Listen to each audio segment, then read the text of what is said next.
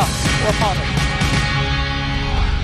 A total disaster looming in the skies above. Republican presidential candidate Mike Huckabee says our nation's air traffic control system is on the verge of collapse. Let's find out why he thinks that. Good morning to you, Governor. Good morning, Gretchen. All right, so why do you think that our air traffic control system is completely in a shambles? Well, essentially, it's that the airplanes themselves have the technology of the Jetsons, but the air traffic control system has the technology of the Flintstones. And the result is, when you take 1950s technology trying to control airplanes, we have a situation where there are 200% more commercial aircraft in the skies, 900% more general aviation aircraft, and yet we're still using a ground-based technology rather than a satellite-based technology. And if you're a passenger, here's what it means. You're sitting on the tarmac for hours. Right. Hours, unnecessarily. Well, we've heard a lot of those stories, and the airlines, of course, say, well, that's a weather-related problem. You think it's something more? Well, there are weather problems for sure, but the biggest reason that we have delays and cancellations is that the planes can't fly in the most direct routes.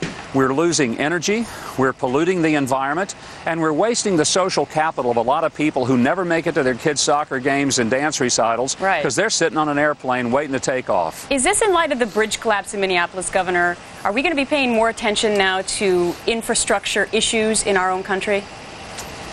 Well, Gretchen, I certainly hope so. I've been talking about it for more than a year. I've written about it in a book because I think that the infrastructure really is the arterial system of our economy.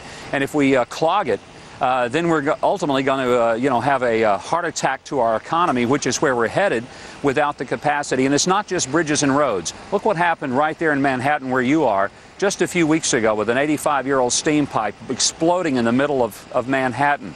This is the kind of stress we're putting. More people urbanizing, moving into areas, dealing with water and sewer systems and streets and highways and bridges and airports that were never designed for the amount of traffic that they're experiencing. Governor, you took part in a debate Sunday morning, and I don't know if you saw one of our pollsters, Frank Luntz. He's been doing this interesting thing where he has a group of people come together and sort of report on how you guys did on the panel. And he shows, how they respond to your answers. He believes that you won this debate. How do you feel about that? Well, I love it. I love Frank. Keep talking, Frank. I think it shows, though, that the message is beginning to get through, and people are starting to pay attention. People are looking for a Republican, I think, who's talking not so much from scripted sound bites written by consultants, but talking from the heart. Folks want to know that we really believe in something, we stand by it, and I think that is what Frank said was coming through to voters in Iowa. We're looking forward to a great day Saturday at the straw poll down in Ames, and I think it's going to be a turning point in this campaign for us. But, Governor, how do you break out of that second tier? Because the talk still continues about the top three on the Republican side. How do you break out of it? What's your strategy? Well, Gretchen, I think Saturday, when we show that we really have started moving ahead, just as the ABC News poll showed and as Frank Luntz review with those voters showed, then people are going to start saying, maybe we need to get behind this guy. Because right now, frankly, the only two things that have driven the front-runner status has been money and has been celebrity status and name ID. I know I'm not as well-known as some of the other candidates yet.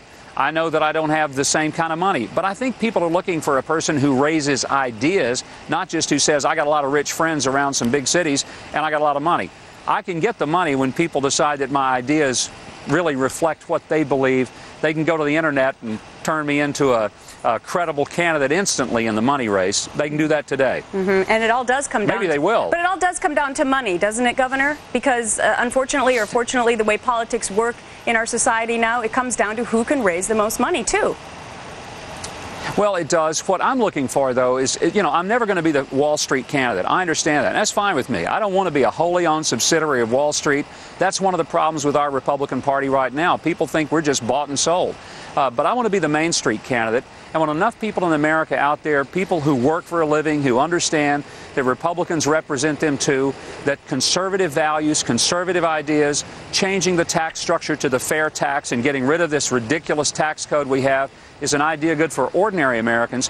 They may not give me checks of $2,000, but they may send an internet contribution of $200, and we'll be in the game. All right. Former governor of Arkansas and presidential candidate on the Republican side, Mike Huckabee, thanks for joining us this morning. Thank you, Gretchen.